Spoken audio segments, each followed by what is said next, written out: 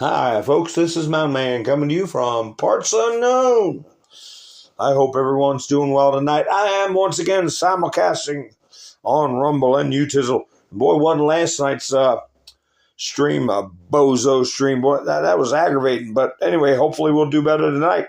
And what am I going to do? I'll play some videos while people settle in and get ready to enjoy the shoe, as Ed Sullivan used to say.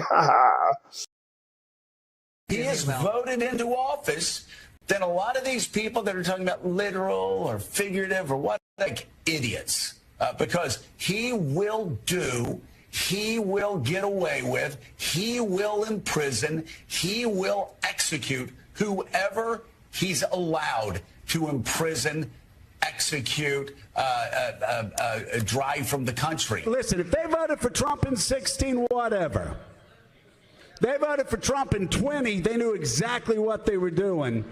If they vote for Donald Trump in 2024, they're knowingly voting for a fascist. They're voting for a racist. They're voting for somebody that wants to put this country 200 years in the back. Tish James, the New York Attorney General, I dare you. I dare you to try to continue your lawfare against President Trump in his second term, because listen here, sweetheart, we're not messing around this time, and we will put your fat ass in prison for conspiracy. You know, Donald Trump should go to prison for the rest of his life. And I would hope that, you know, he would have a stroke and live forever. Storm zone. Yes, sir. I'm going to what storm is going. They have unsuccessfully tried to take down the wrong person. And he's absolutely going to come back with full vengeance the next time around. Now think about what 4 years of a retribution presidency might look like. Our Constitution really does give President tremendous power to destroy. This will be something we could never have imagined. Now the gloves are off. Payback time. Some of Trump's close political allies told him they are working on figuring out the identities of the FBI and DOJ staff and forming lists. I will direct a completely overhauled DOJ to investigate every radical DA and HE in America for their illegal, racist enforcement of the law. The deep state is destroying our nation, but the tables must turn, and we will quickly destroy the deep state. We know where the bodies are buried. There are a lot of people out there that have done some very, very evil things, very bad things, I would say treasonous things against our country. People that have done such harm to our country. I've been looking at them for a long time. He could order the investigation and prosecution of individuals who he sees as enemies. Put them all in jail where they belong. You gotta get tough and smart, and you have to fight fire with fire. You can't allow this to go on.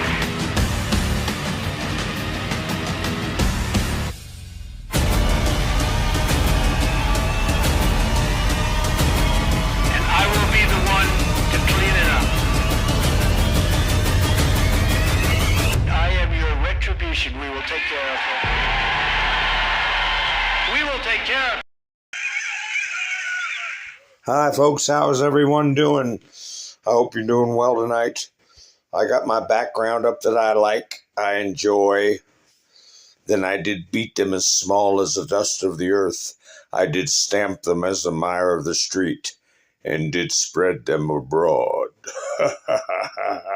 Soon we will be seeing the spreading abroad. Hi, Sissy, how you doing? Finding Dory, Kicking Bird. Nice to see you, Linda. Gary's here. Ann's here. Robin's here. Todd's here. Miss Mindersue. Colette. Rain, nice to see you. Brush is here. Darla's here. So it's nice to see everybody. Debbie, I got to see if we got how many Debbies we get. Sometimes we get a pair. Hi, Wayne. How you doing? Thank you, Wayne, for going by me a coffee earlier in the week, along with Ann and Mike and Bev. I do appreciate it. We're closing out another week already. Time is flying. Let's see. Robin's here. Linda Marie. How you doing, Linda? Ann, how are you? She's also a member of the coffee crowd. Whiskey's here. Elva's here. Oh, man, we got a lot of people coming in. It's nice to see you. We had a big victory. And what's her name? Tish James. Colette. Let's see. Tish James, she got her, well, the old saying is you get your ASS handed to you, right? Boy, who did that hand over? What is this one? Oh, I'm going to play that in a little bit. I'm going to play that in a little bit. Yes, indeed. So, yeah, who did that handoff? Boy, they must have got Andre the Giant to do that ASS handover. But here's my thumbnail. I got this off of Washington Post magazine. Abuse of power. So we may get some lefties in because they're thinking I'm talking about Trump abusing power, although it's exactly the opposite of what I'm going to discuss, because it was obviously they made mountains out of these molehills and these petty charges and dreamt up charges and playing psychological twister with the law to come up with conclusions that they don't do for any other citizen on the face of the earth, to disrupt the election, to deprive the President of the United States of his rights under the color of law. There's all kinds of things that could come of this, and it's far from over. And Tish James's problems with the mortgage and some other stunt she's involved in, those are going to be the least of her worries. As they should be the least of her worries. But anyway, they threw that judgment out. And you know, what are the libs going to do? What are the libs going to do? Because it was a liberal appeals court that threw it out. Threw the fine out. Now, of course, everybody's saying, well, they didn't throw out the conviction. Yeah, well, they're going to send it back and say, hey, you need to reconsider this.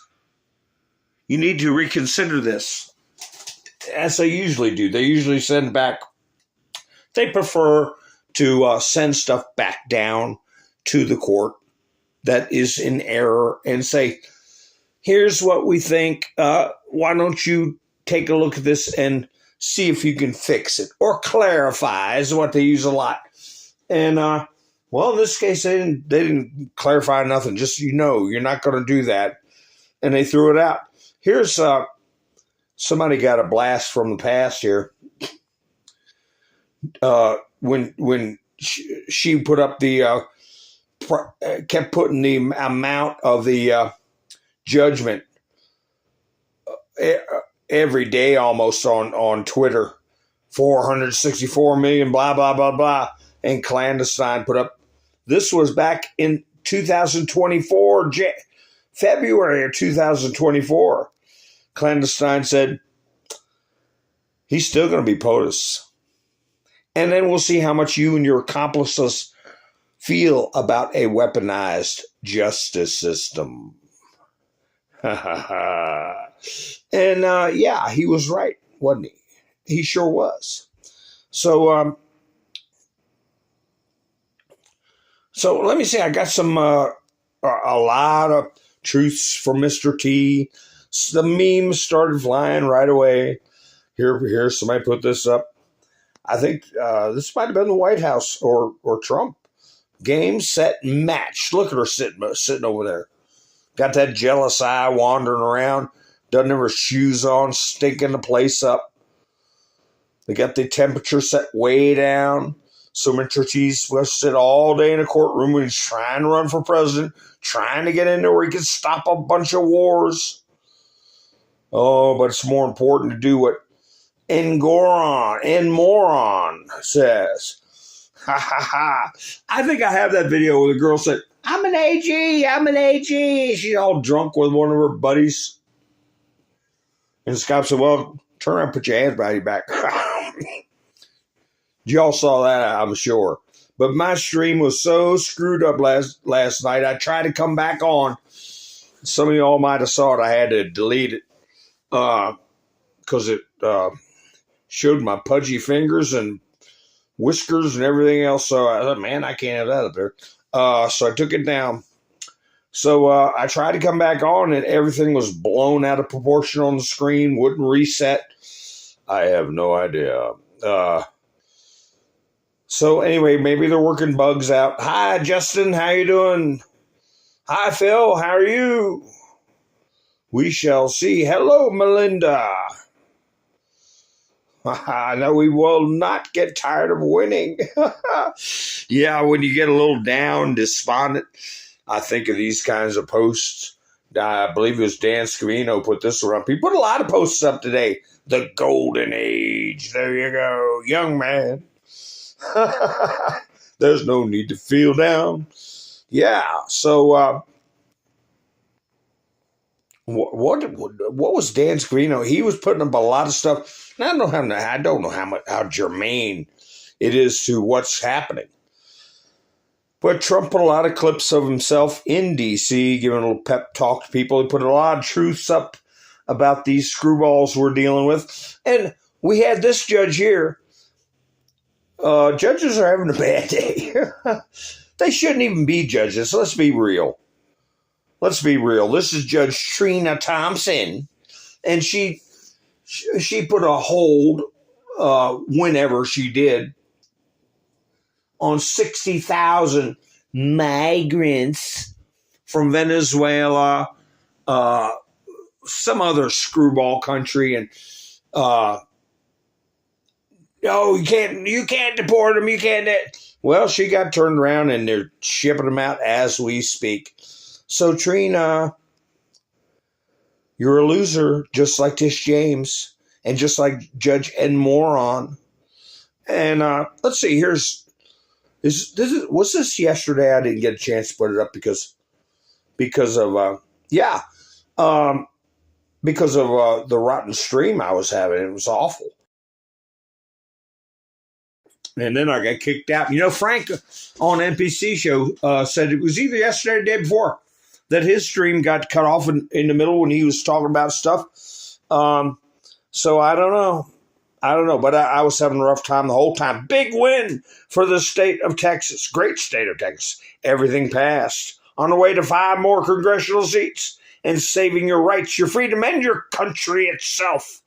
Texas never lets us down. Florida, Indiana, and others are looking to do the same thing. More seats equal less crime, a great economy, a strong Second Amendment. It means happiness and peace. But Republicans, there's one thing even better. Stop mail-in voting. A total fraud that has no bounds. After I got put back on after my suspension, my last suspension, I forget exactly when it was, but I was told via email from UTIZL that was one thing. This is the one thing I was not able to discuss. Mail-in voting. Or I'd be in trouble again. Now, I guess I can talk about it because Donald Trump's talking about it. Also, go to paper ballots before it's too late. At 1/10 of the cost. Faster and more reliable. If we do these two things, we will pick up 100 more seats, and the crooked game of politics is over. Game over. I meant to put in my title, Game On. And then at the point where Mr. T's talking about we're going to get to, it won't be game on anymore. It'll be game over. And I have no doubt he's correct. We get, he probably didn't want to beat a dead horse, but you get the illegals out, physically out of the country. You get the census only for Americans to be counted in the census. And the things that he's talking about here, it'll be every bit of a 100-seat gap in the House of Representatives. Nobody wants to keep dealing with these lunatics. And mail-in voting and go to paper ballots. 100 additional seats will go to Republicans. Newsome is on this stupid. They don't know how to act. They don't know how to be funny. They don't know how to respond to anything. He's on this kick where he's trying to mock Trump. Doing all capital letters in his tweets or whatever's, and he's, they think it's having an effect, and nobody cares. Nobody cares, because it doesn't matter what you put in capital letters or here, David Backman. Dave Backman said, the funniest thing about the Newsome stuff is I don't think a lot of these MAGAs realize he's making fun of them and Trump. They seem to think he's copying Trump or something. Total lack of awareness of satire. What the hell is he talking? I guess when you tell a joke that some of you think is a joke, and people look at you like you're a nut because it's not funny, you think they don't have a sense of humor. Is that it? Apparently so.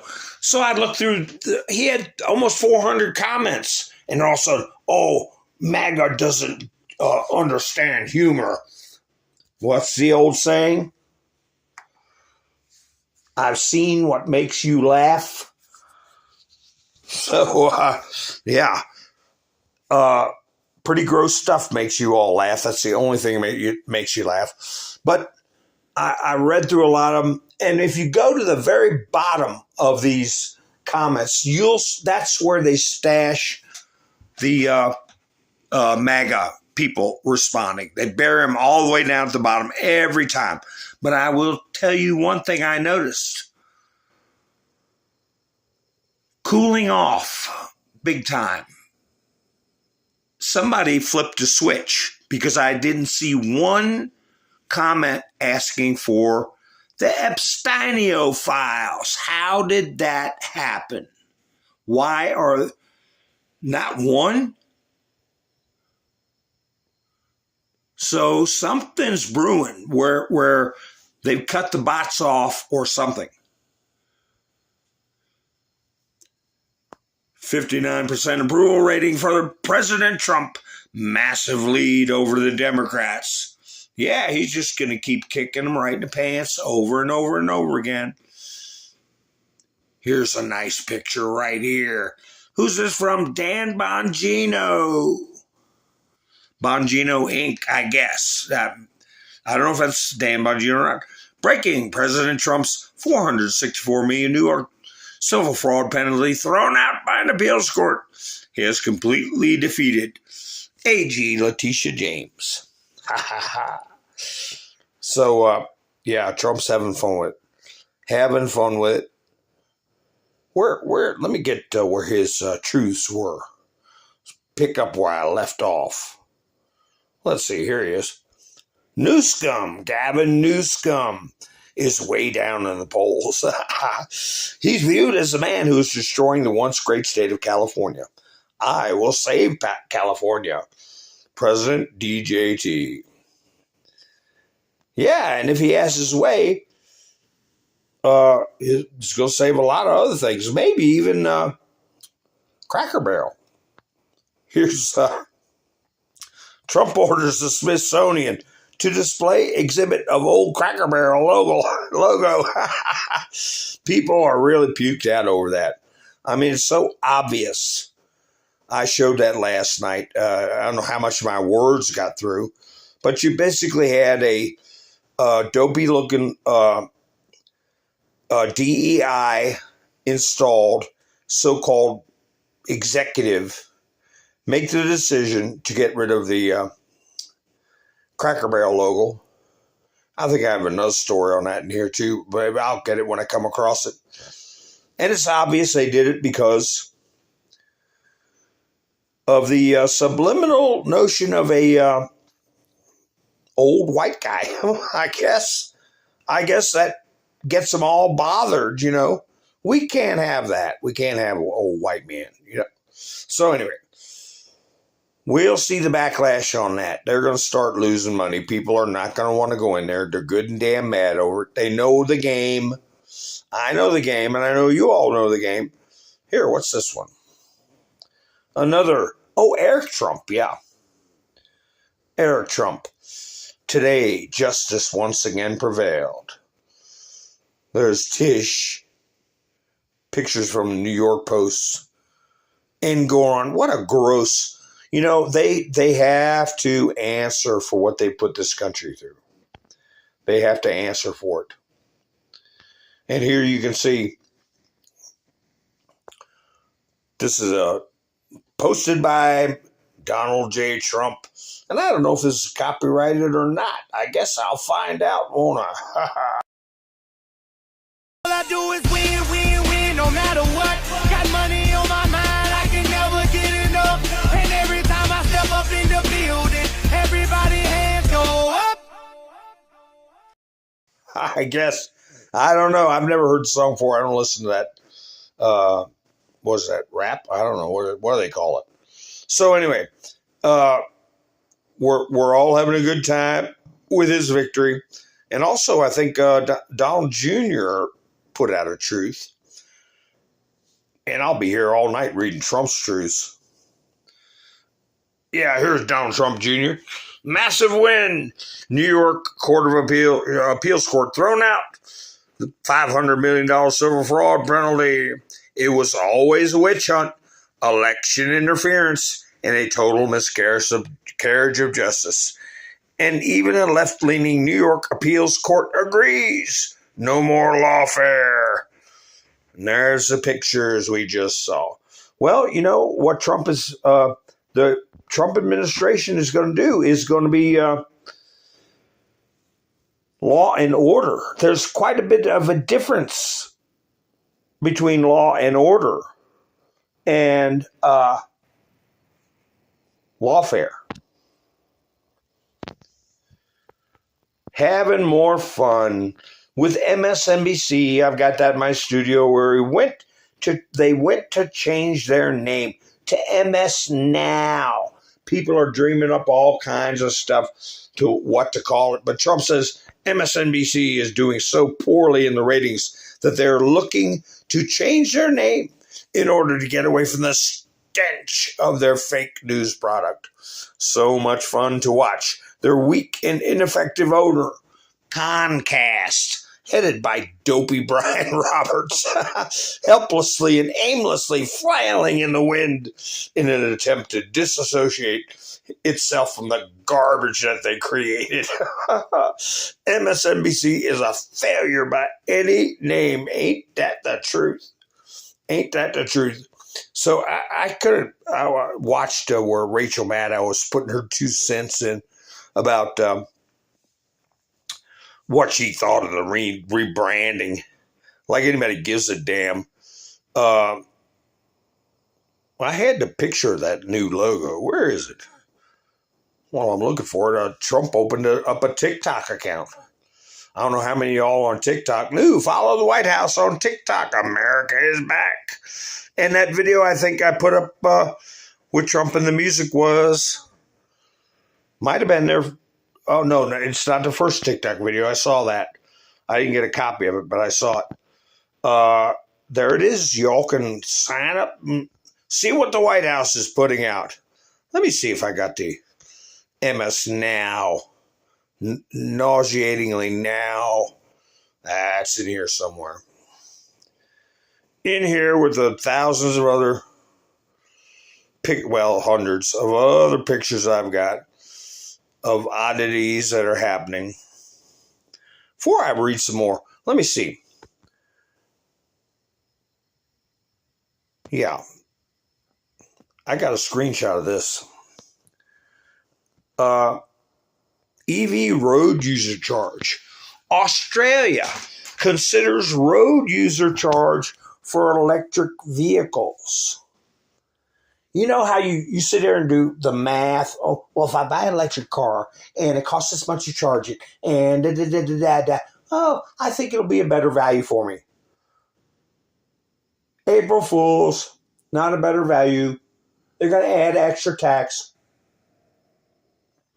Their rationale is you're not buying gasoline, and gasoline is taxed supposedly to fix the roads. And since you're not buying gas, you're not paying the tax on the roads that you're using. You know, they dream up any kind of creative crap to make your life miserable. And this country, I don't know what Australia's going to do, but this country's got to get a handle on this unfettered taxation of every damn thing. Like I was saying, Maryland having a flush tax.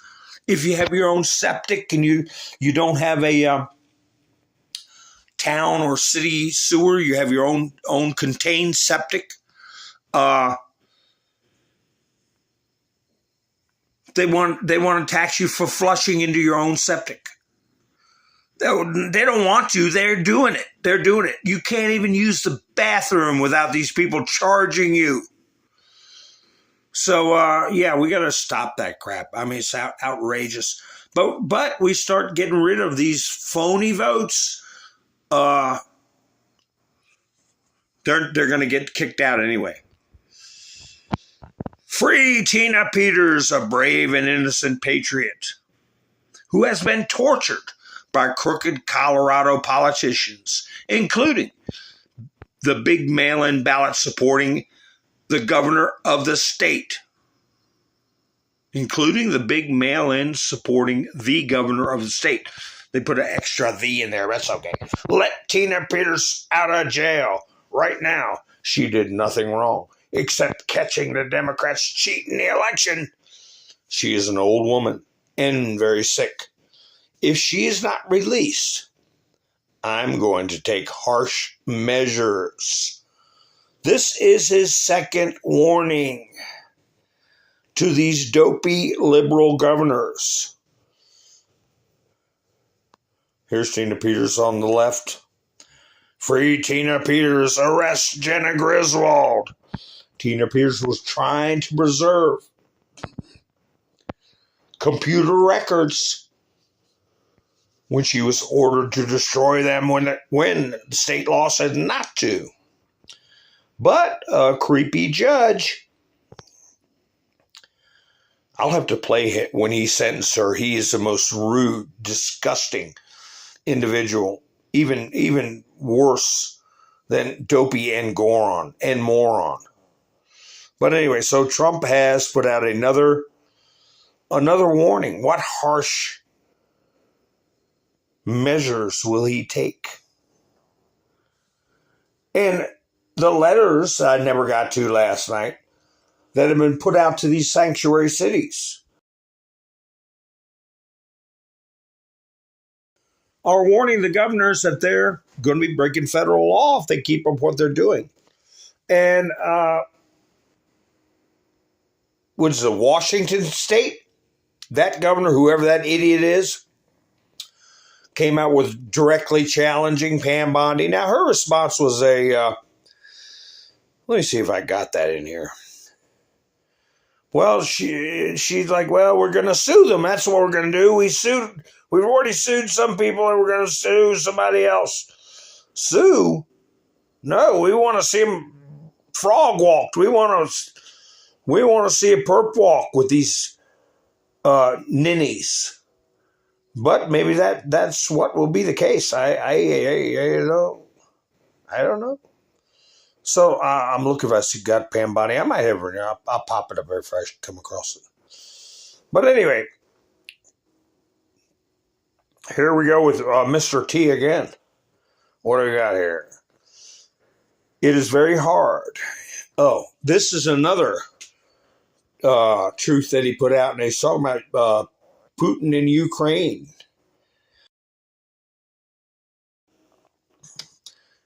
It's very hard, if not impossible, to win a war without attacking an invader's country. It's like a great team in sports that has a fantastic defense but is not allowed to play offense. There is no chance of winning. It's like that with Ukraine and Russia. Well, I think he's given a side hint to somebody else. Who's this somebody else? Hi, Bill. How you doing? Nice to see you. When you can't attack a country that is invading,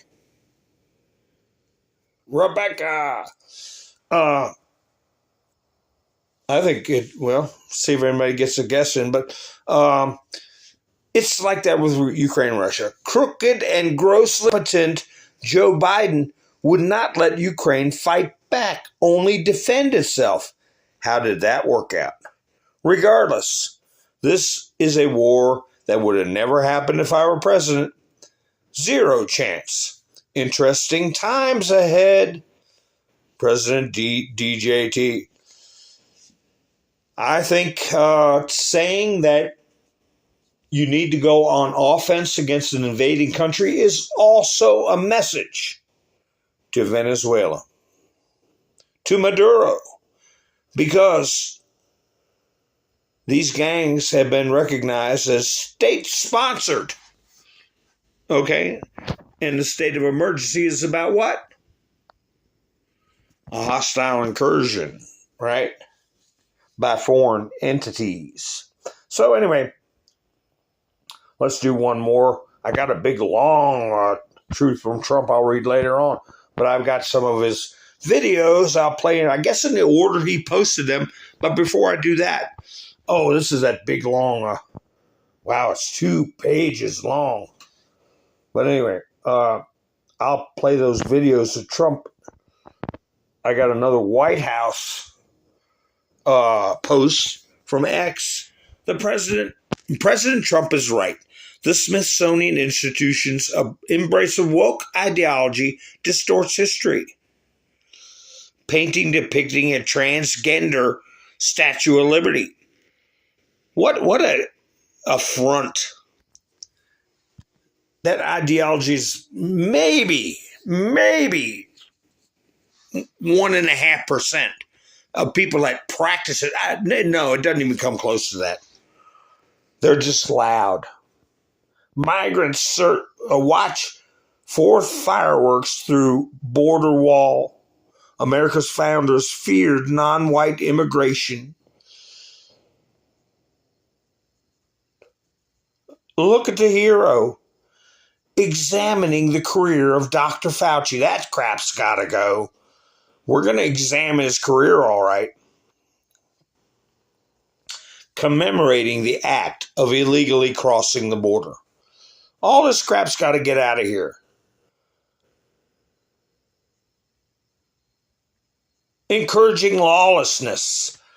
But here's Mr. T congratulating the fine folks who have been patrolling D.C.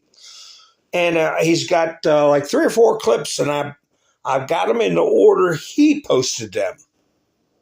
Well, wait a minute. This might be one of the last ones. I'll have to go the other way with the rest. But anyway, since it's on the screen, I'll go ahead and play it. Ha ha. It's a healthy, attractive looking group of people.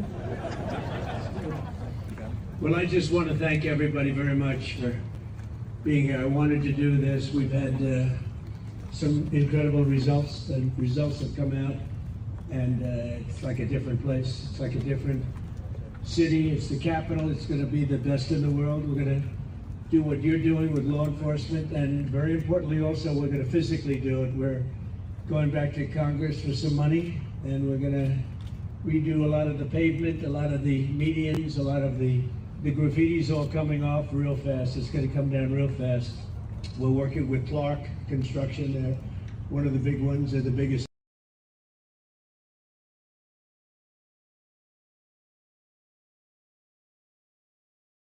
You people are winners, and I just think it's such an honor to be with you. And We're going to make Washington, D.C. great again. We're making our country great again. The country is very close to being great. When they say it's the hottest country in the world, they mean it.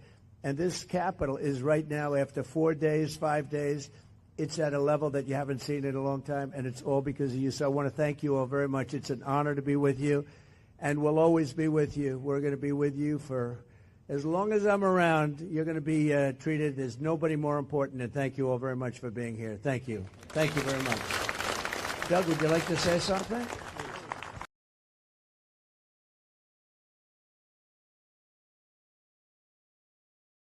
The crime numbers are way down. I'm looking at, you saw some of the stats. They just read them out to me inside. The numbers that we haven't seen here ever, actually ever. And I think it's probably right now, it's to me, I feel very safe now, and I'm hearing people are very safe, but I know within 2 weeks it's going to be, Pam, it's going to be at a level that's even far superior. So I just wanted to thank you all. You're doing incredible. You're incredible people. You make the country run, frankly. You make the whole place run. We're going to have the best capital ever. We're going to have it's going to look better than it ever did. Yeah, he said there in 2 weeks it's going to be even cleaner, the highest level it's ever been at. To me, I'm thinking, are you going to get rid of the real dangerous ones? You know, the real dangerous ones. So there's only a couple more here, but he posted them individually on Truce. But I've never received so many phone calls thanking me for what we've done in Washington, D.C., from people that haven't gone to a restaurant literally in 4 years. And they said, you know, what you've done it's unprecedented, because what they said, it was just unsafe. We couldn't do it. We'd go out and you'd see the stories, you'd read the stories, you'd see all of the things that are happening. And they said, we couldn't stand it, sir. And now I take my wife and my kids to dinner. One of them said he's gone out 4 nights in a row, and he hadn't gone out for 4 years.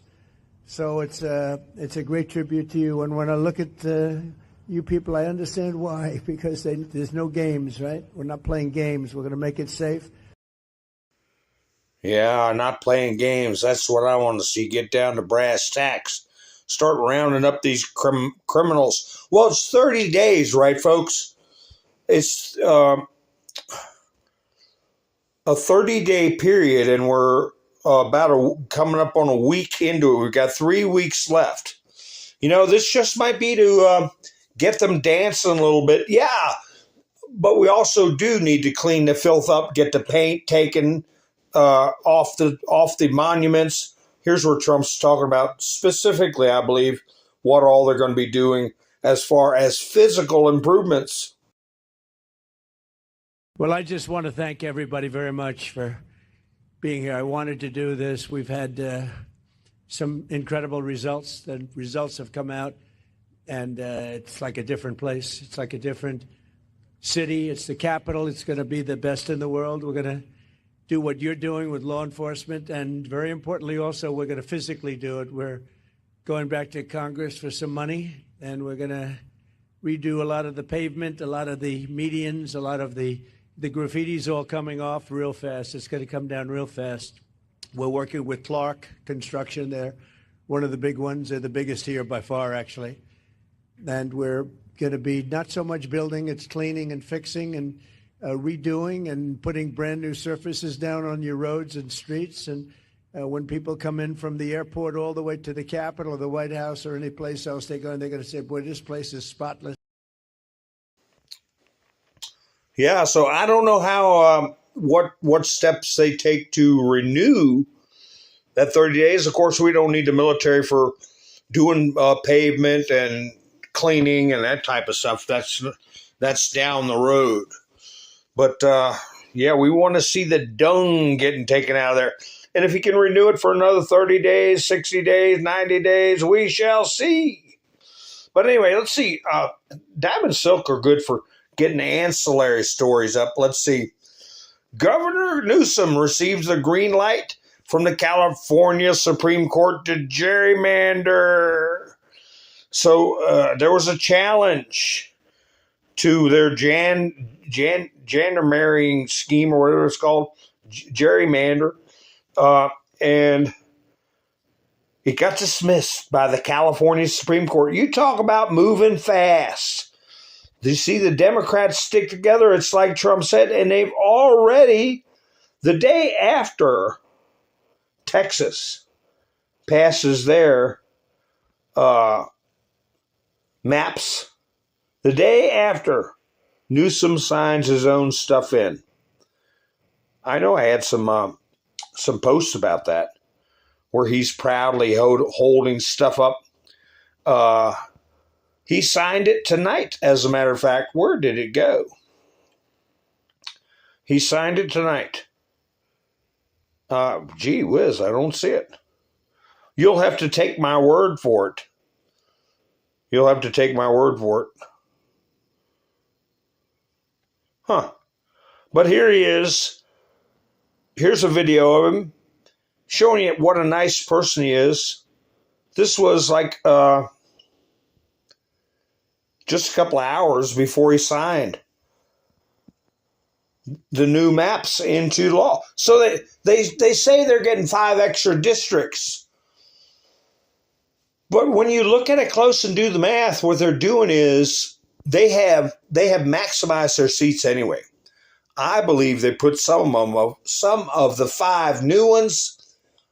I don't think they can count on those. I don't think they can count all 5 of those seats. Good. I'm glad some of you are still with. I can't believe that it kicked me off again. I didn't touch anything. I was sitting there talking. Well, maybe they're working the bugs out. I don't know. My whole screen went black. And here I am. But while we're waiting for people to get in, come back in, took all my stuff off the screen. You know what it makes me want to do when they do that to me? You know what they make me want to do? Don't even give me time to set nothing up, just a black screen with nothing on there.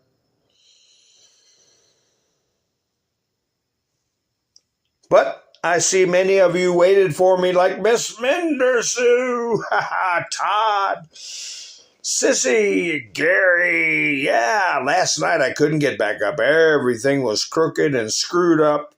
And, oh my. Well, I'm back now. So what did I have on the screen? I had a video of gruesome Newsome. And they, if there's anything nefarious going on, I'm not going to let them spook me. I'm going to play what I wanted to play. And I said, listen to the nice words that he uses, how he describes us. This is radical rigging of a midterm election. Radical rigging of an election. Destroying, vandalizing this democracy, the rule of law. So I'm sorry. I know some people's sensibilities. I respect and appreciate that. But right now, with all due respect, we're walking down a damn different path. We're fighting fire with fire, and we're going to punch these in the mouth.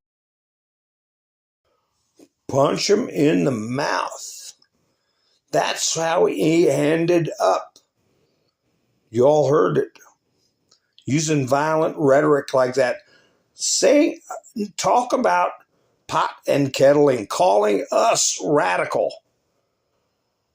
They're the radicals. Just like Trump used to say, they think they're elites. We're the elites.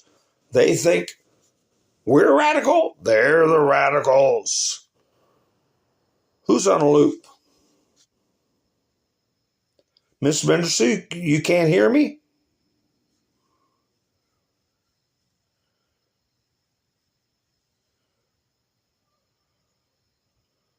What's going on? I'm seeing comments that make no sense. What is going on? Hello? Can you all hear me? Bill said 5 by 5. Sissy said mine's good. Okay, well, I'm going to go ahead and play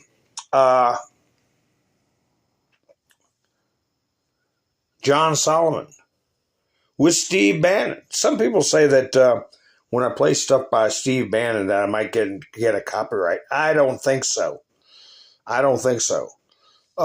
Let's hear what John Solomon has to say about what is, I believe he's alluding to what is coming, because all this buildup,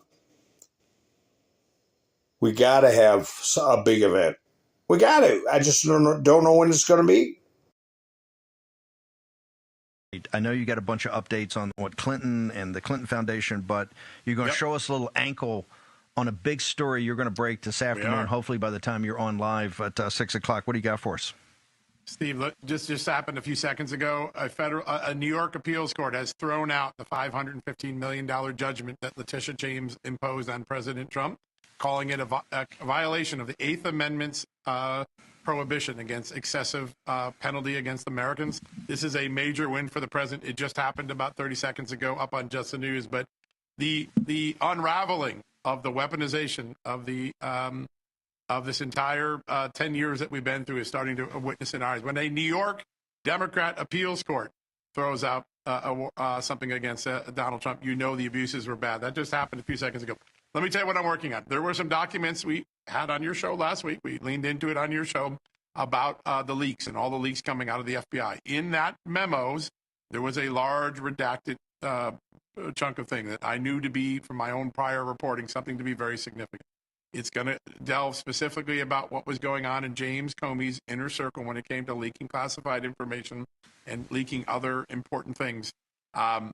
Because of the good work of Pam Bondi and Kash Patel, their two sides working together, they were able to unredact or erase the redactions. And tonight we're going to be able to see for the first time how much the United States government knew about what was going on in James Comey's inner circle without creating any punishment for him or the people around him. So we'll be getting that soon, but this is a big moment, and some of these events might carry 10 years. Hold on. Hang on. Make sure. I want to make sure I understand this. This is actually going to directly tie Comey now. Comey with the head of the FBI with releasing classified information and to try to drive some narratives. Is that what you're telling me? The memo is clearly about the leaks investigation. There was a section about James Comey that had been previously redacted. So we'll see what it says. I don't want to get ahead of my skis. I want to be fair to everybody. Let's do the report. Leaking classified information. Don't forget that's a felony. James Comey and other members of the FBI and the intelligence agencies all coordinating a conspiracy. But I did know, and I fought for a week to get this information redacted, and to the credit of the Attorney General, to the credit of the FBI Director, who, by the way, have 1,000 other jobs like saving people in D.C. from crime and other things. They took the time to look at this. They agreed that it didn't need to be redacted, that it is important to the American public. Those documents are going to be transmitted to Congress. I think we'll know about them shortly. But there are secrets, deep secrets about the FBI and the James Comey era we still don't know about. And I think we're beginning to get a picture of what the Justice Department looked like under Jeff Sessions and Rod Rosenstein. I think there were moments of information that were available to that Justice Department, and that some of the failures of accountability don't go back to the Obama era, like the things we talked about last week, but some of them rest on the first Justice Department under Donald Trump. Case in point, this morning we have a really important story. It shows that after the FBI was turned down, not once, not twice, but 3 times for investigating corruption against Hillary Clinton's foundation, 3 years later, the IRS got contacted by whistleblowers. One of them was the DEA's, one of their top counterterrorism intelligence analysts for a long time. He actually testified at some famous post 9/11 hearings. Very decorated, very trusted all across the law enforcement community. They believe that the Clinton Foundation and other nonprofits and corporations working with them were involved in an illegal tax scheme. The IRS agents on the front lines, just like the IRS agents who were pursuing Hunter Biden right around the same time, ironically, they started building a big case, and they're working with the whistleblowers, and they're moving forward. We're even talking about treating the whistleblowers as confidential witnesses, and all of a sudden it gets shut down. Just, we can't talk about it anymore. We're done. That went on Donald Trump's tenure, first time. That's what we're starting to see. Hold it.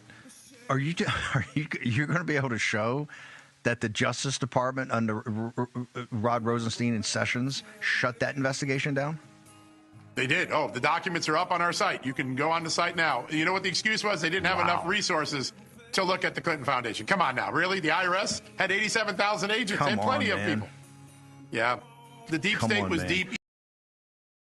Clinton Foundation, Rod Rosenstein shut down the investigation into the Clinton Foundation because they said they didn't have enough resources.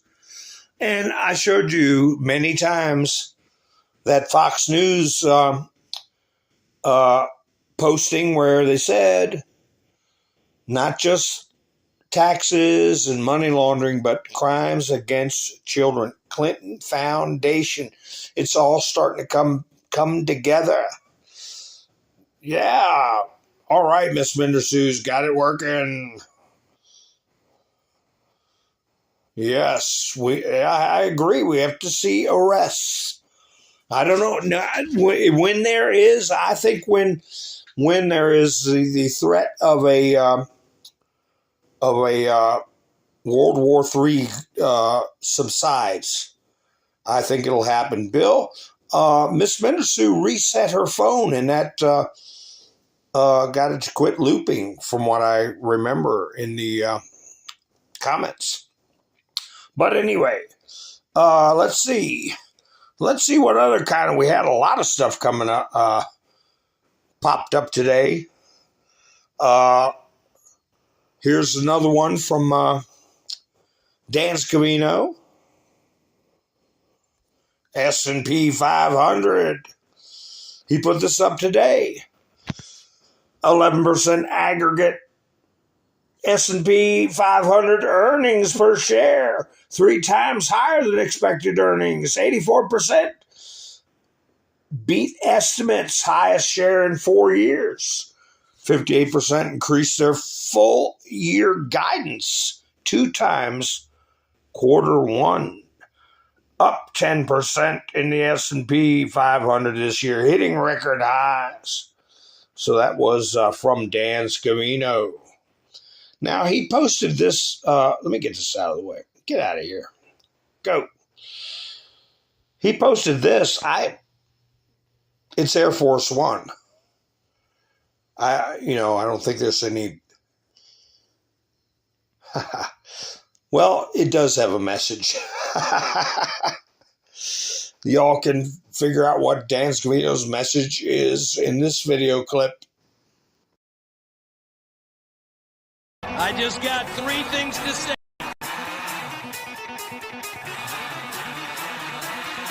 God bless our troops. God bless America. And gentlemen, start your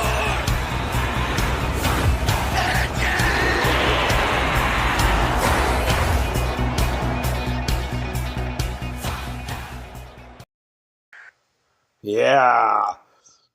Gentlemen, start your engines. So here's something else that Mr. T posted. He posted this interview with Sean Hannity, rooting against peace. Got the Dems up there on the screen. So let me go ahead and play it. We'll see what they got going on. Back and forth to Europe and the Middle East. He's the U.S. Special Envoy, Steve Witkoff. He's spent more time with these leaders in the Middle East, Europe, and Putin himself than any other American. Steve, thank you for being with us. Thank you for the good work you're doing. I would argue that we are on the precipice of a really good peace deal in the Middle East. You have spent a lot of time with Putin. If you had to add up the hours, what would it be? And probably close to 24 or 25 hours, Sean, of personal time with him. And go ahead. With him and with some of his other people, Yuri Yushakov, Sergei Lavrov. So approximately 24 or 25 hours. Okay, I don't want to get into, I have my own thoughts on Vladimir Putin. They're not very complimentary. It's neither here nor there. Joe Biden called him every name in the book, but he never picked up a phone and called him. Here's the main question. Putting aside what your personal thoughts on him will be, do you believe this peace is attainable? And is it because of what Donald Trump did by convincing the EU to buy our oil, by putting tariffs on India, by arming Ukraine and upping the ante with NATO? Is that the reason why Putin finally came to the table, or did he really want peace? Those are all the reasons, Sean. The president, and me and you have discussed it, has this uncanny ability to bend people to his sensible way of thinking. And he does it each and every time. I've never seen anything quite like it. And I've been around some master deal makers. He is the legend as far as I'm concerned. And you know, his policy prescriptions are so pragmatic, so sensible. And in a distorted world, he's recalibrating it all. It's simply remarkable. And every single leader that I've met in my travels, Sean, they say the same thing as I do. Every single one of them. You were in the room in Alaska, the very room that I ended up interviewing President Trump in. You were there with him and Vladimir Putin. You were in the room with NATO leaders and European leaders and Zelensky.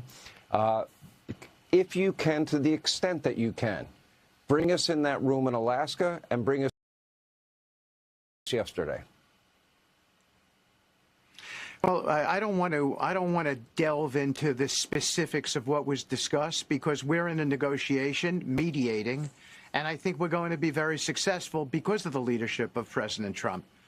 But there were concessions almost immediately made on the part of the Russians in the first meeting in Alaska. And, you know, part of getting those concessions was learning whether we were going to be able to see the Russians prepared to be more accommodating. And it was clear that's a bit of intelligence that's really important for us to see. And the president fleshed that out almost immediately. And that's what led to the length of the meeting. We stayed there for quite some time because we actually made progress on how we might get to a peace deal. You know, a ceasefire deal is very, very easy to break because it doesn't have all the ingredients attached to it. A peace deal is much more different. It's sturdy. And the president began to sense in this meeting in Alaska that we had a lot of the precursors agreed to for a peace deal, so why not pursue an entire peace deal? And of course, in this sort of nutty world, he got criticized for that. I sat and watched it and marveled at it, to tell you the truth. Well, I mean, if the dog bites, if the bee stings, and you're feeling sad, Steve, there's a group of people in this country that will blame Donald Trump for all the above. Let's talk about the conventional wisdom is land swaps for security guarantees. I don't really see any other looking at a potential outcome. I'm going to read some posts from Russian news about what's going on with these negotiations. Ukraine's playing hardball, and so's Russia. But Trump really only seems like he's putting a warning out to Russia. They may be facing offensive weaponry if they don't figure something out. But anyway, I'll get to that after this interview's finished. Maybe not the deal I'd write down on paper, but a deal that's doable. Anything you can comment regarding that? Look, the president, Sean, has said that the Ukrainians actually can make a peace deal if they want to. Now, we're not suggesting that they have to take it. The president has also said it's going to be for President Zelensky to make that judgment call. And I think that judgment call is all going to be, it's going to begin with security guarantees. They want to make sure that this can never happen again to them. And that's exactly how they ought to be thinking. So, but it's our job to bring the parties together, to narrow the issues. And that's what President Trump does better than anybody. He's got a real sense. I mean, he's got a real sense of what it's going to take for Ukraine to meet in the middle and to move the Russians. And he accomplished that in 2 back-to-back meetings. And I watched in wonderment, to tell you the truth, because it was his show. It looks like that we're closer to peace, a final peace in the Middle East. The president said that Hamas had to be wiped out. They were given every opportunity to turn the hostages over. Where does that stand? Well, look at what happened, by the way. 3 weeks ago, that proposal was on the table, and they slow-played us, Hamas. And the president put out his truth statement saying that he wasn't going to tolerate it anymore. And guess what happened? There's been a major break. They've issued the announcement, and they've said they want a peace deal. Now, the president has been very decisive and straightforward in his truth. He wants all the hostages back, and that is the position that we have. We want all the hostages back. That conflict should end immediately. 20 hostages should be returned to their families. A commensurate amount of Palestinian prisoners to be released as well. And just let's end that thing and bring peace and solitude to the Gazan people and rebuild Gaza as it should be rebuilt, as the president has set forth. I wish you and the president every success. Blessed art the peacemakers, Steve. We wish you success. Thank you for sharing that with us. We appreciate your time. There you got a quote from Godfather 3. Blessed are the peacemakers. So we shall see what is Russian media saying about this wild and crazy stuff going on. Let's see. Vladimir Putin is unlikely to agree to meet with Ukrainian President Vladimir Zelensky, writes the Washington Post, Compost, citing a Russian scholar close to senior diplomats. According to the publication's interlocutor, a meeting between the two country leaders would provide a, quote, certain legitimization, or however you say it, of the Ukrainian political regime by Moscow, which would create problems. Now, they have said in the past that they took exception to Zelensky calling off the elections. The article also states that Russia is ready to schedule a meeting only after the terms of a deal are worked out. And for Russia, this means Kiev's capitulation. I wonder if that's what prompted Mr. T's semi-harsh message or warning, however they want to word it. Let's see this. Oh, U.S. military preparing attacks on Mexican cartels. I'll get to that in a minute. This is another post here about the Ukrainians. Zelensky rejected another demand from the Russian Federation. The official recognition of the Russian language status. We have a state language, Ukrainian. The Russian Federation can say whatever it wants. I believe that these conditions are solely to impose ultimatums and complicate the process, Zelensky said during a conversation with journalists. Well, now with any Democrats that want to fault us for saying we want English as the official language of the U.S., take a look at what Zelensky's doing. He doesn't want to allow Russian language. He's saying the national language is Ukrainian. And if they say Trump's a dictator, tell them about Zelensky canceling elections and running the country as a military junta. Those two issues, they're hypocrites. Zelensky also refused the Russian Federation's demand to withdraw the armed forces of Ukraine from Donbass. Well, something's got to give. Oh, I'll get to him in a minute too. Let's see. This is interesting. The Trump administration has directed the military to prepare for lethal strikes against cartel targets inside Mexico. 3 military sources tell us. Well, that's what I was saying about Trump's truth. If you can't attack an invading nation, you're going to lose. As far as Trump's concerned, these cartels and the Venezuelan government and the cartels, wherever they are invading us. And if we can't strike back, top secret planning order issued in late spring directs Northern Command, Northcom, to manage the attacks, which are to be ready by mid-September. Though U.S.-Mexico military relationships are broad and cooperative, any military action south of the border is considered extremely sensitive for both Washington and the federal government and is rarely discussed in public.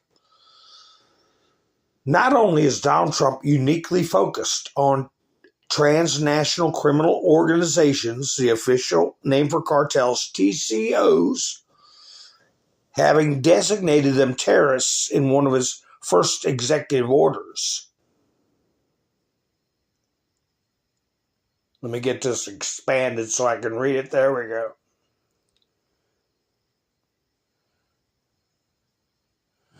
But he has shown himself to be willing to take unilateral action despite potentially negative political ramifications, says one senior intelligence official.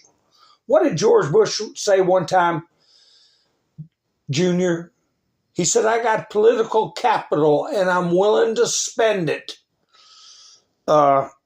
He and the other sources say that military action would be unilateral, that is, without the involvement or approval of the Mexican government. The unprecedented order was discussed at a July meeting at Northcom headquarters in Colorado Springs that was led by Colby Jenkins, the unconfirmed Assistant Secretary of Defense for Special Operations and Low-Intensity Conflict. Within days, General Gregory Gullo, I don't know how you pronounce it, commander of Northcom, hosted the 2 highest-ranking military officials, General Ricardo Trejo, did I say that right? Secretary of National Defense, and Admiral Raimundo Pedro Morales Angeles, Secretary of the Navy. Well, I don't think politically it's going to be up to Miss Scheinbaum Steinberg, if I got that name right, President of Mexico. I think this is a military alliance, worldwide military alliance, a military RICO operation. So we shall see.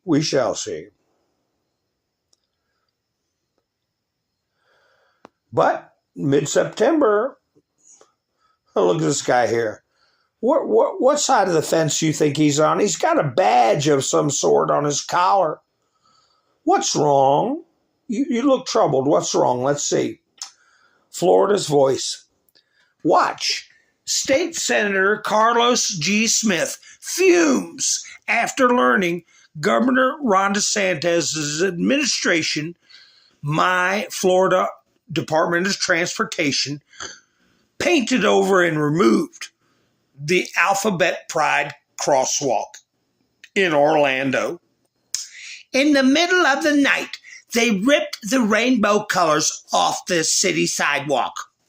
They illegally vandalized city property.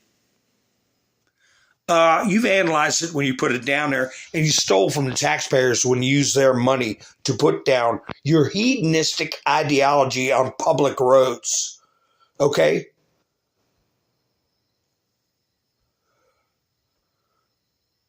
So pound it up your backside with sand. salt and sand. Anyway, you know, one thing I was talking about last night, going to talk about before I got cut off. Where is it? Adam Shifty Schiff. Is this where he, yeah. Adam Schiff launches a legal defense fund. I had this in my studio yesterday, but I didn't get to show it to you. Here's where he opened up the political organization notice of Section 527 status. Everybody's got to chip in and help Adam Schiff with his legal bills, because apparently the $7.5 million was not worth it, was it, Adam?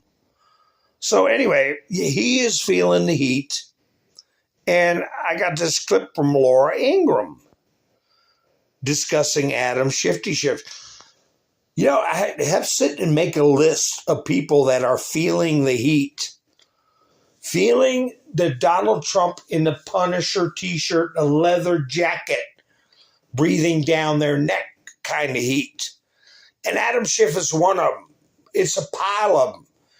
And who was it? It was Pam Bondi opened the door to for people, if you know about anything and want to get it off your chest, essentially, and work things out, now's the time to talk. She put that out there. And if you don't talk, and if you try to hide, we'll find you. So people are going to start talking. Birds will sing. But anyway, here's Laura Ingraham. Wants to play the victim, then pass the tin cup for help?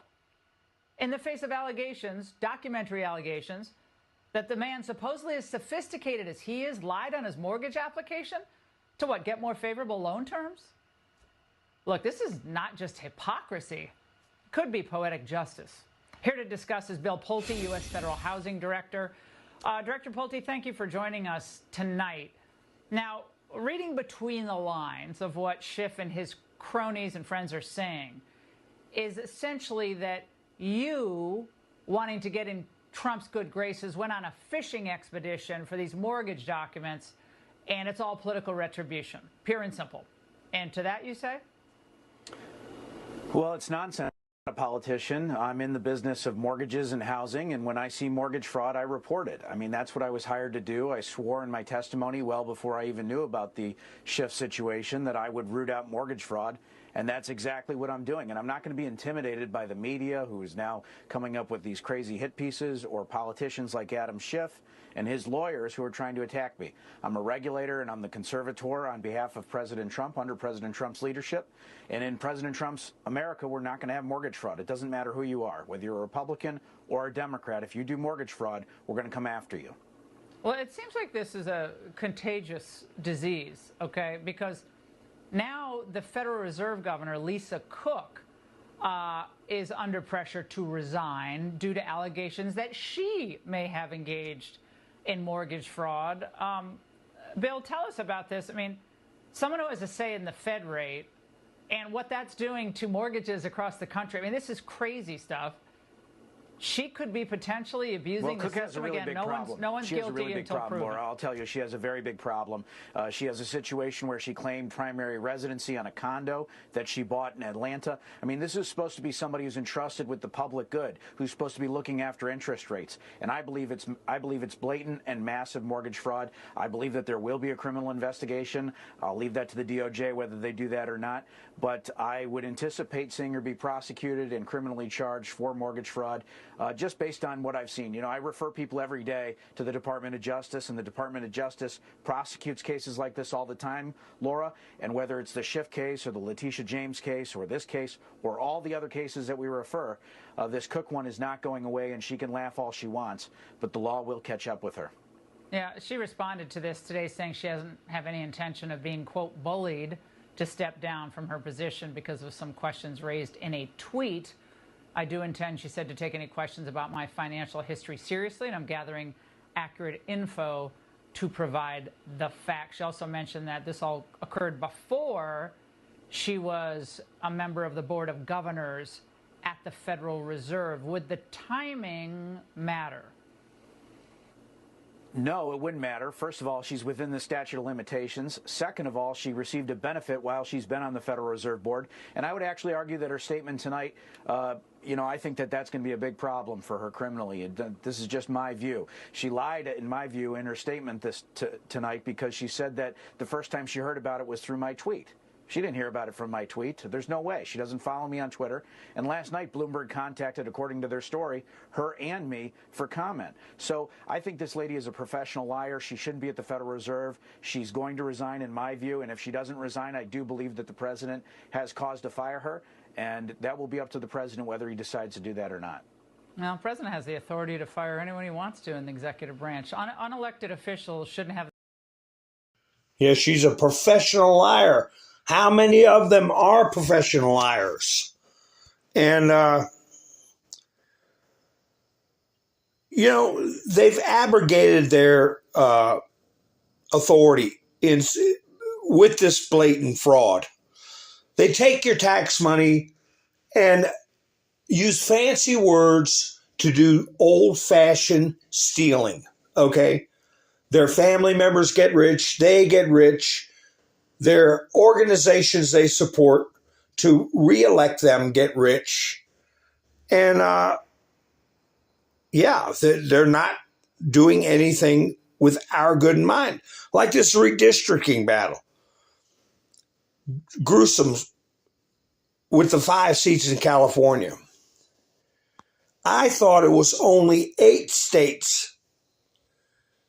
But it's actually 9 states in this union that have no Republican representation. Let that sink in. Let that sink in. Look at them right there on the screen. New Hampshire, 48%. Within the margin of error to say half of the state are Republican and they have 0 seats. Can you believe that? Maine and New Mexico, 46%. 0 seats in each state.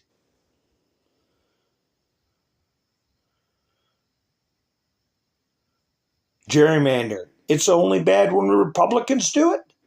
That's a good one to get a screenshot of and put it on your Facebook.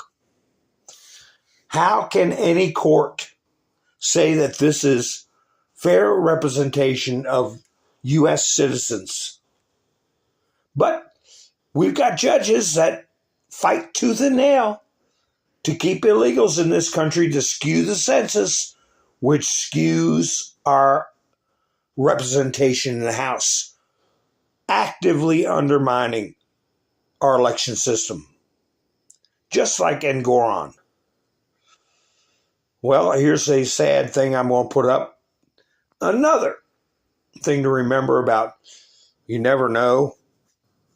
You never know. James Dobson, Dr. James Dobson. I'm sure many of you heard of him or listened to him. Founded Focus on the Family. He passed away, I guess it was today. That's when I saw the notice go up. 89 years old. 89 years old. So, yeah, I've watched some of his stuff. He's been around for a long time. I mean, how long has Dr. James Dobson been around? Since the 70s? Well, yeah, 80s at least, as far as being prominent. Let's see what this is. Another, maybe this is a side story, I don't know. Recap. Special counsel inspects Letitia James's house as grand jury weighs charges. Who's the special counsel? Oh, Ed Martin. Ed Martin. We watched a video with him just last night, I believe. He actually went physically to her house. He was recently appointed as special counsel to investigate potential criminal activities of New York Attorney General Letitia James. And Senator Adam Schiff dropped by her multifamily home to check it out. And Adam Schiff opening up his defense fund. When is Letitia going to open up a defense fund? I don't know.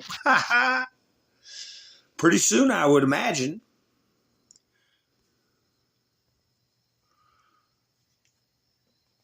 Oh, did you all hear there was supposed to be a mass shooting in Pennsylvania at Villanova College, Villanova University?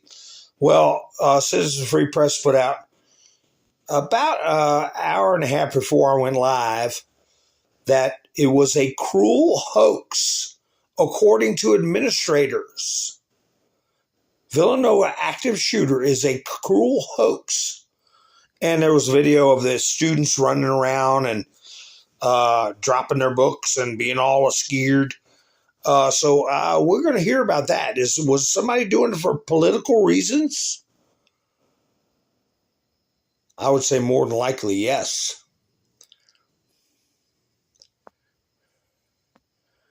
Secretary of State Marco Rubio. Effective immediately, we are pausing all issuance of worker visas for commercial truck drivers. The increasing number of foreign drivers operating large tractor-trailer trucks on U.S. roads is endangering American lives and undercutting the livelihoods of American truckers. This is in response, of course, to the U-turn Punjabi from what Andrew Branca calls a high fecal content nation of India or Pakistan. I don't know.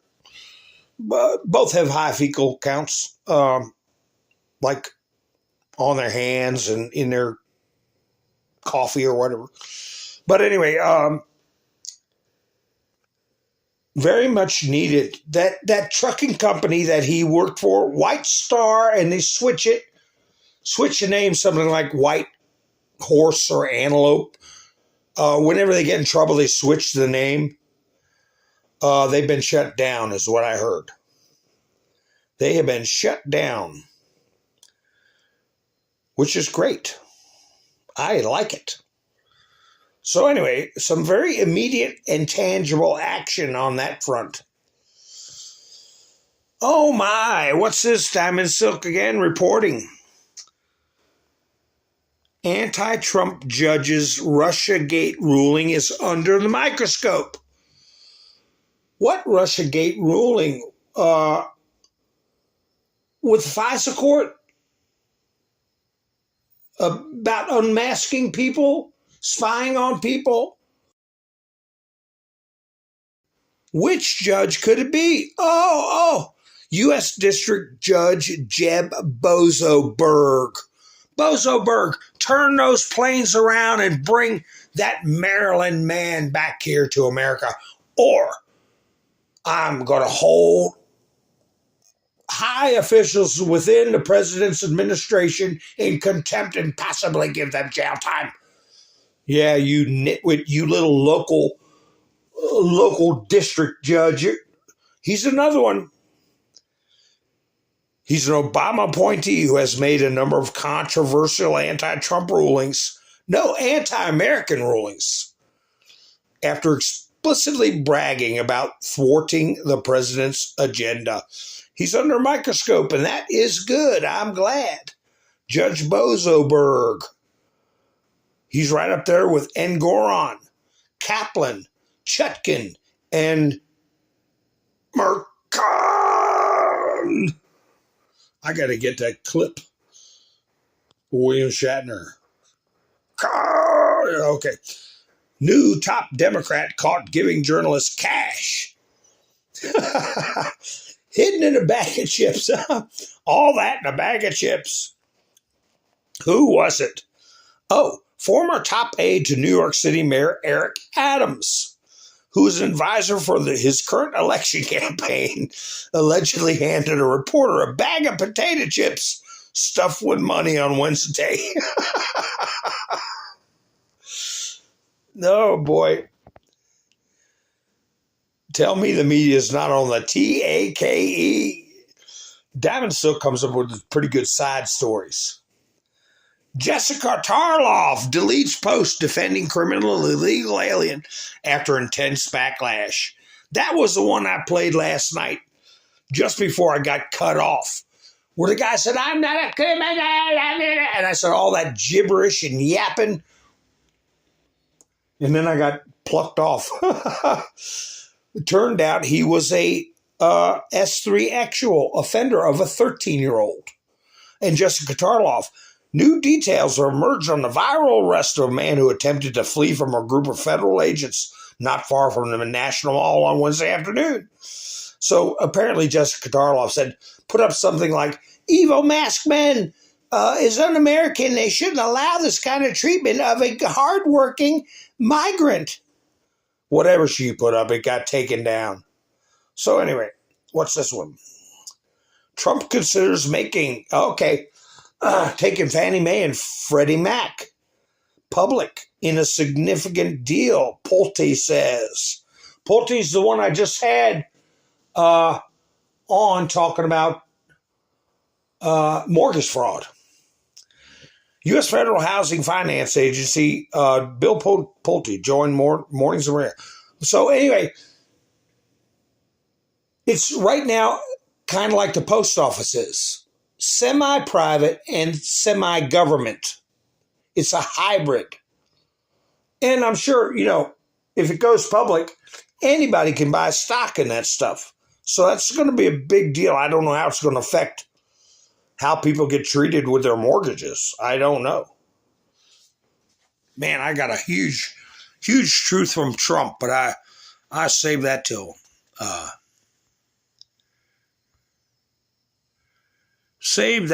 for next time. And I had a screenshot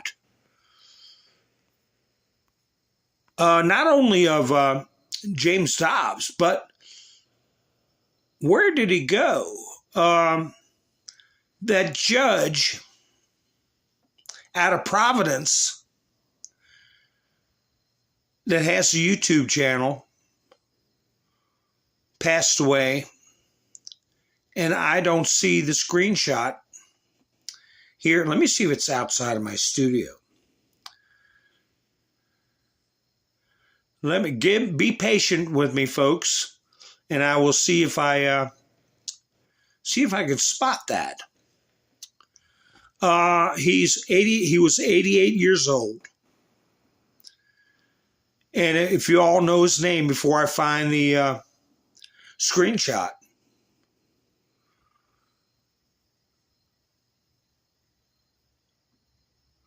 Please post it.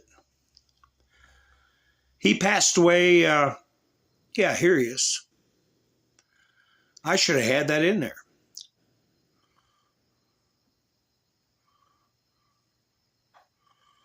Yeah. Yeah, Gary said, give me the thumbs up. Y'all do that.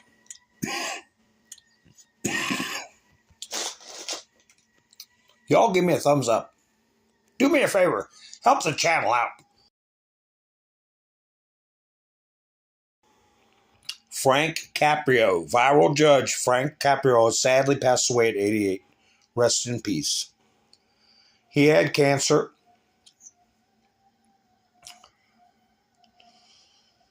Judge Frank Caprio, widely known as the nicest judge from the viral show Caught in Providence, has passed away at 88 after a battle with pancreatic cancer. Wow.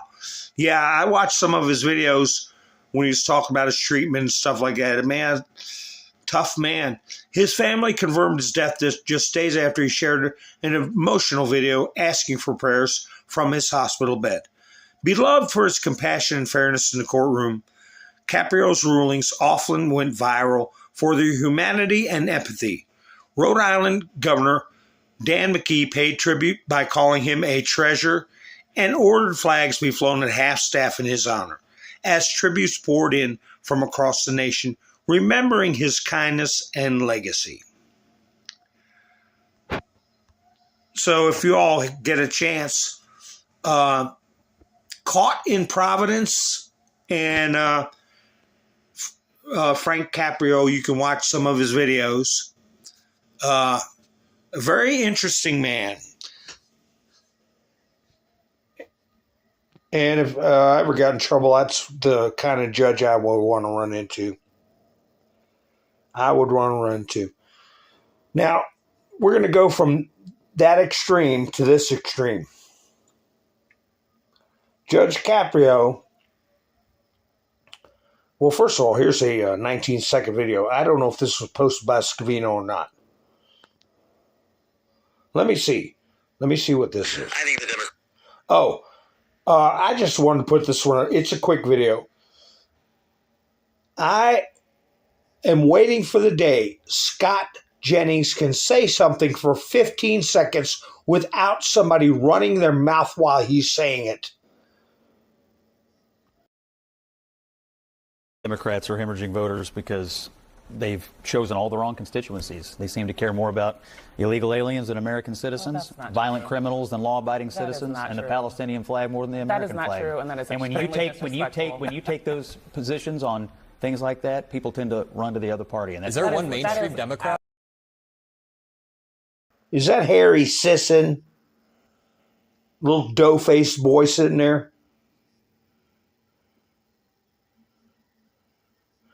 Anyway, this, after you watch Judge Caprio for a few times and then you see a video like this, you see the divergence, the dichotomy, the weirdness, the rolling of the dice of when you get people in authority, how they treat others. And we've got to get more people from the cop walking the beat on up to judges that are like Judge Caprio I just showed you, and bums like this out. Deputy Johnson, Hempstead County Sheriff's Office. Hey. Next time, just pull over. Right in the middle of the road? I don't give a where you pull over at, tell you the truth. Deputy Jason Johnson stopped 81-year-old Olin Lane in Hempstead County on July 25th for speeding on a county road. The officer decided to give Lane a warning for speeding and a ticket for not wearing a seatbelt. Just honestly, if I sound aggressive, yes, I'm a little perturbed because you could have pulled over at any time. Yeah, I didn't know that. While the officer was writing out the ticket, you can see him turn on his lights and start driving. What are you doing? Do not move that vehicle again! Deputy Johnson approached the vehicle for a second time. Give me the keys. What did I do now? Give me the keys. What in the world did I do? Why did you take off from that stop? I stopped. Why did you take off from this stop? Well, you better give me a good reason right now. I don't know. Step out the vehicle. This time he placed Lane in handcuffs. Retarded. Let go of your hand. He then walked him to the patrol car where he pushed him into the back seat. Step up in there.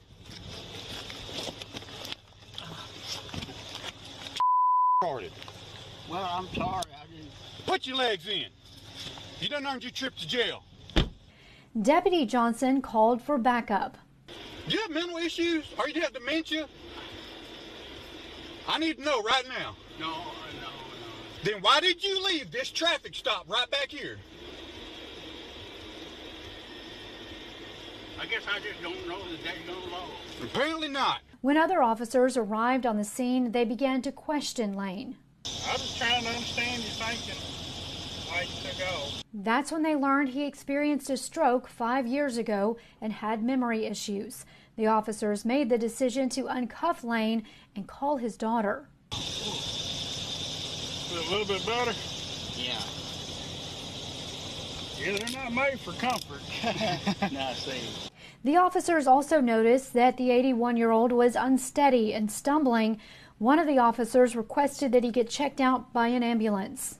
You seem a little disoriented and stuff, so I'd like for you to at least get checked out. Make sure you're not having a mini stroke or something, okay? Especially if you have a history of having strokes. Lane was cited for not wearing a seatbelt and fleeing, but he did not go to the Hempstead County Detention Center. Meanwhile, Deputy Johnson was later terminated from his position by Sheriff James Singleton. Julie Parr, KTBS 3 News. Well, that's what needed to happen. What do you have to have missing in your life to behave like that with an 81-year-old person? And it was obvious that the man was struggling. Hi, Graybeard. Hi, KNS. How you doing? Nice to see you.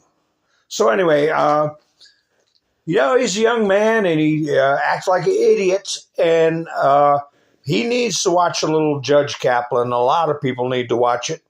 But that doesn't mean we can't have people paying the price for what they did to all of us, not just Donald Trump. There has to be a balance. And with that in mind, I got a clip from the judge here that I hope you all enjoy. And I'll close out the broadcast with that. And I want to thank you all for spending your precious time with me. And I should be broadcasting tomorrow night. If you're subscribed, you'll know when I go live. You hit the notification bell. And I want to thank everybody who gave me a thumbs up and everybody who watched the video during the live stream and after. So you all have a great night. I will be seeing you soon. This is Mountain Man, over and out. 96 years old, and I drive slowly, and I only drive when I have to. I was going to the blood work for my boy. He's handicapped. You were taking your son to the doctor's office? Yeah, I take him for blood work every 2 weeks because he's got cancer. You are a good man. You really are what America is all about. Here you are in your 90s, and you're still taking care of your family. That's just a wonderful thing for you. Well, how old is your son? 63. Yeah. And Daddy's still taking care of him, right? I only drive when I have to. Yeah. Listen, sir, I wish you all the best. I wish the best for your son, and I wish you good health, and your case is dismissed. Good luck.